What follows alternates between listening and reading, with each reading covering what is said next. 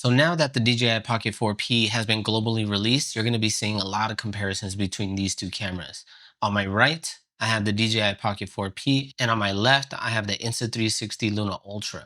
Both cameras are basically the same. They have some differences in specs, but pretty much identical. The Luna Ultra has an 8K main camera with a 3 times zoom lens. The DJI Pocket 4P has a 4K main camera with a 3 times zoom lens, but the Pocket 4P can take 8K photos, which leads me to believe that it does have an 8K sensor in here, and we might get an 8K firmware update in the future. Not sure yet, but so far, a lot of the updates that they've done for both cameras have vastly improved the cameras. There's still some issues though. This video is not sponsored and I don't have any affiliate links down in the description, so I'm not trying to sell you guys anything. This is just my honest review from using these cameras over the last month. I got the Luna Ultra when it was released, and I got the DJI Pocket 4P as soon as they released in China. I ordered mine and I got it at the beginning of July. So I've had it just under a month. They can both track me, and I have both the wide angle lenses on these cameras. So the tracking on both cameras is very similar. The 3 times zoom lens on both cameras is awesome. The Pocket 4P has a slightly wider aperture for the 3 times zoom lens at 1.8, but the main camera is a f2, and the Luna Ultra has a f2 3 times lens with a f1.8 main lens. Now with the wide lens attachments on, I will say that the DJI Pocket 4P definitely looks a little bit wider. Yeah, it's a tiny bit wider. Right now I'm using both cameras in their standard 10-bit, not shooting in log yet. I have both cameras in manual settings.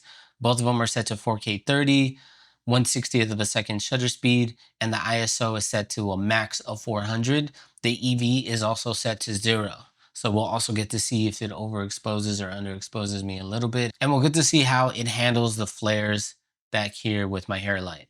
With my experience on both of these cameras, when you're using it in the standard 10-bit without using it in log, there has not been any issues. Actually, the only issue that I have had is the Luna Ultra gets really hot to the touch, to the point to where it makes me worry about the internals on this camera. So now I've switched both of these cameras into their log settings. So on the Pocket 4P, I'm shooting in D-Log 10-bit, and then on the Luna Ultra, I'm shooting in 10-bit iLog. This is where the issues start coming up for the Pocket 4P. When I zoom in, the exposure still changes. But that is only happening because it's in full manual. For some reason, when you're shooting in D-Log in full manual, you get this exposure shift when you switch onto the second lens. The settings that I have both cameras on right now is still 4K 30. I'm shooting at 1/60th of a second, and I have both cameras set to 800 ISO. There is a workaround with the DJI Pocket 4P, and in order for that workaround to work, we have to adjust its settings a little bit. So now I've switched both cameras into this aperture priority setting. It's not a full aperture priority because the ISO is maxed between 400 and 800 on the Pocket 4P, and I think on the Luna Ultra it goes from 100 to 800. So it can't go past that 800 mark, meaning that you'll get a pretty clean image at the end of the day. The shutter speed is auto. So the shutter speed can go, below 60 FPS, or it can go higher depending if you need more light or less light. The EV compensation on both of these cameras are still set to 0. But now when I zoom in to 3 times on the Pocket 4P, I don't get a huge exposure shift. So I think what's happening is that within that little bit of wiggle room that it gets with the ISO and the shutter speed, it allows for the exposure to, stay within that proper exposure. Now, what I will give the Luna Ultra a win over the Pocket 4P is that it has a setting to be able to change the metering. So right now it's set to matrix metering, meaning that it's going to expose for the whole frame. So even if I zoom in, it's going to keep the exposure depending on what's in frame. But I can switch this camera to meter based off of my face, which will affect the picture. So let's try that. Okay, so now I've switched the Luna Ultra into face priority metering, meaning that it's going to try to properly expose for my face. So in this setting, again, the ISO is set to a max of ISO 800 and the shutter speed is a variable. So it can go higher or lower depending if it needs more light. But if I zoom in now, There is obviously a color shift, but that's going to happen on both cameras. Let me zoom in on this camera as well. The color shift just happens just because it's a different sensor. But now you'll see the difference in the Luna Ultra. My face is a lot more contrasty. It's trying to keep my face well exposed. As for the Pocket 4P, it's trying to keep an exposure for the whole image, as well as that. I think this hair light is affecting it a little bit. So if I turn it a little bit more this way, it might be a little bit more contrasty. Again, I'll show you what it looks like flat, and then I'll correct it only to Rec 709. I'm not going to throw any adjustments on here. This is just straight out of the camera and what it's processing. The tracking is still working, as well as the autofocus. So when you're working in this aperture priority setting, it's fine. It works great. It works great on both cameras. All right, so I switched the Luna Ultra back to matrix metering, so it's going to be exposing the exact same way as the Pocket 4P. If you're choosing between these cameras, especially if you're in the US, it's going to be really hard to consider the Pocket 4P over the Luna Ultra. If you're considering the Pocket 4P, it's because you own other DJI products. If you're already in that ecosystem, I would say go for the Pocket 4P. You know, I think it has a slight advantage in D-Log over iLog. All the tests that I've seen online, it show that D-Log is a little bit better. Plus you get D-Log 2, which you get even more dynamic range in that profile. So it's definitely a plus when it comes to this, but it's not available here in the States, meaning that you're gonna have to pay extra for accessories for the camera. Like I had to buy like this silicone cover for the camera, so just in case if I drop it, all the filters and stuff I've had to buy overseas, or at least the ones that are DJI branded, like the wide angle lens that I have on here now. I paid double what it's worth because I had to order it from a third party seller in China. As for the Insta360 Luna, I was able to get it here in the US, didn't pay any extra taxes or anything on it, didn't pay any extra shipping or anything on it. It came with everything that you need. It comes with a wide angle lens, it comes with a black mist filter. I did go ahead and buy an ND filter for it. A variable ND is something that I have for both of these cameras, but it's definitely necessary if you want to shoot in more pro settings. Now, the creator kits of both of these cameras come with mics. The Pocket 4P comes with a Mic Mini 2, which I absolutely hate that they gave it a Mic Mini 2 instead of the Mic 3 because it's a more pro camera. So I would assume that you would just get a more pro mic with it. No. So I already own this DJI Mic 3, and that's what I'm using on the camera right now. As for the Insta360 Luna Ultra, it comes with a very cool Insta360 Mic Pro, and it's really cool because you can change the graphic on it. This is what it sounds like. Let me actually put it down here so you guys can hear the difference. So this is what it sounds like if it's mounted on my chest, and this is what it sounds like if I'm talking into it. It's awesome. It's a great mic. It's obviously a little bit bigger than the Mic 3, but still really, really cool. I really like the fact that if you change the graphic on here, it basically becomes an accessory to whatever you're wearing or whatever look or whatever event that you're at. Another thing that the Luna Ultra has over the Pocket 4P is that it has an integrated screen. So I am now looking at myself on the Luna Ultra screen. So this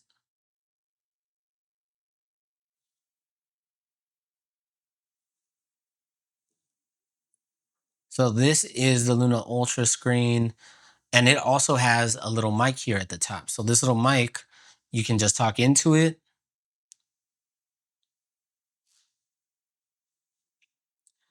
Now, I will say there are some bugs because as it starts to overheat, the Luna, which the Luna Ultra is known to do, I start to have issues like this. Like the camera is frozen. Well, the camera's not frozen. It's still tracking me, and I'm assuming that it's still recording. But the picture on the back of the screen is frozen. And I'm not even really sure if the audio out of this is working. I'm hoping that it is. So let's connect it back and see if that works.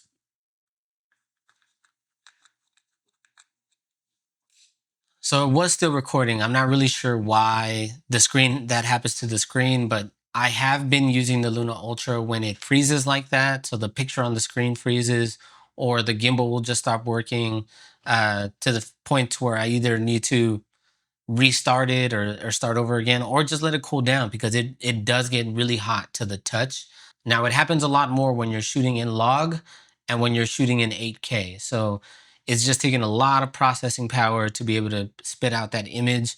And because of that, that's sort of like that's sort of what you have to live with when using this camera. So if you don't shoot in log, which I'm assuming most people that pick up these cameras don't shoot in log, they're just going to shoot in the standard 10-bit, it's fine. And like I haven't had a ton of overheating issues in standard 10-bit, but it still gets really hot to the touch. I don't think there's a clear winner here.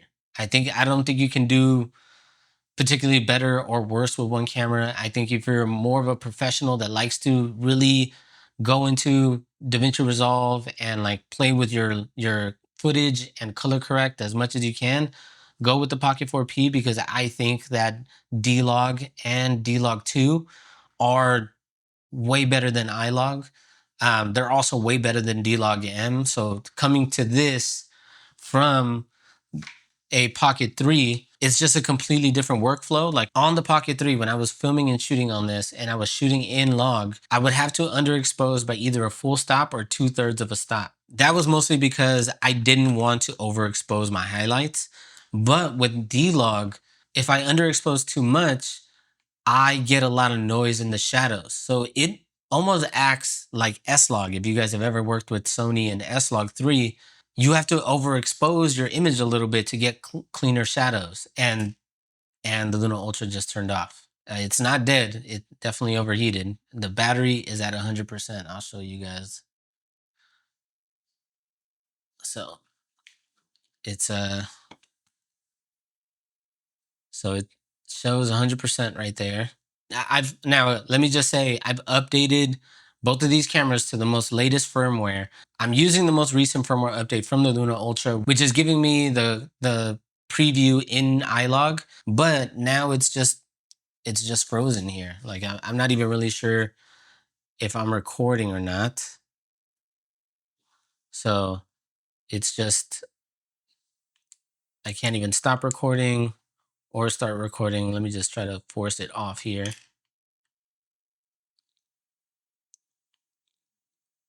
Turn it back on, and it's still stuck on 450. So I think it's, like I've probably been recording for less than 30 minutes. So don't expect to go a long time recording on the Luna Ultra in log. Again, in standard, I've recorded hours in standard 10-bit, but just in D-Log, it's hard to be able to uh to count on it. Um Yeah, that kind of sucks because I wanted this to be a more even comparison, but to compare them both in real time is tough. You know what this is?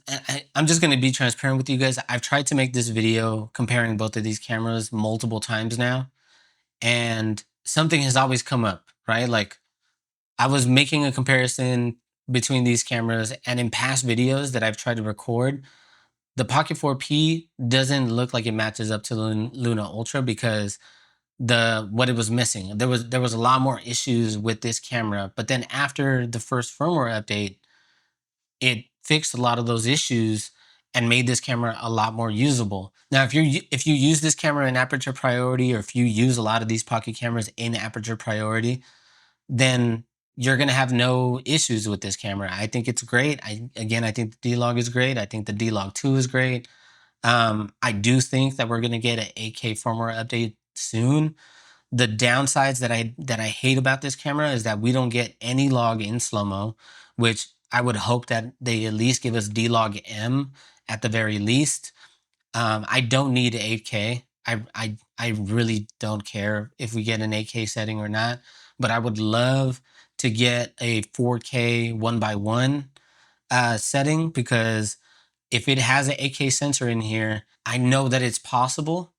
And considering that this had a 3K 1x1 aspect ratio setting, it's one of those things that I actually absolutely really love. Not just because of the crop factor, but it's something that I use a lot with my Action 6. So let's just, if it fixes those things, if it gives me a 1x1 ratio setting when recording in video, In 4K, great. If it gives me log and slow-mo, awesome. If it fixes that overexposure issue in full manual, great. Those are the only 3 issues that this camera has. As for the Luna Ultra, now it has a lot going for it, but I definitely think over the time that I've used it, it's not meant for more procreating. It's meant for the more, the people that just want a pocket cam. If you're not shooting in log, again, I think it's a great option. And if you do shoot in log, or if you decide to shoot in 8K, expect issues. Like, it's gonna overheat. The camera's gonna freeze on you a lot. It's still, I just tried turning it on again, and it still has an issue here. So it's still frozen on 450. It's hard to recommend it. Like, I don't even know what I can do to like restart this. Maybe if I just disconnect everything, let it cool down. It's very hot to the touch. Like right here under the screen, it's so hot. And then back here, very hot as well.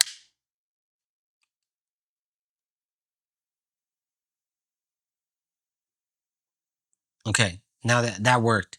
It might have been the battery extension. So, which, cool. Let me just.